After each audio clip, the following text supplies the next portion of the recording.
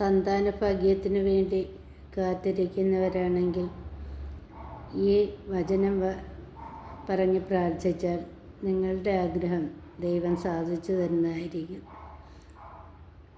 യെശയ്യാ പ്രവാചകൻ്റെ പുസ്തകം 22-ാം അധ്യായം 22 മുതൽ 24 വരെയുള്ള വചനം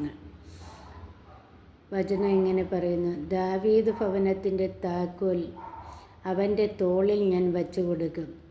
അവൻ തുറന്നാൽ ആരും അടയ്ക്കുകയോ അവൻ അടച്ചാൽ ആരും തുറക്കുകയോ ഇല്ല. ഒരു കുറ്റി പോലെ ഉറപ്പുള്ള സ്ഥാനത്ത് ഞാൻ അവനെ സ്ഥാപിക്കും. അവൻ പിതൃഭവനത്തിന് മഹത്വത്തിൻ്റെ സിംഹാസനമായി ഭവിക്കും. അവൻ്റെ പിതൃഭവനമാകെ സന്താനങ്ങളും അവരുടെ സന്താനങ്ങളും കോപ്പ മുതൽ ഭരണി വരെ എല്ലാ പാത്രങ്ങളും അവനിൽ തൂക്കിയിടും. ആമേൻ.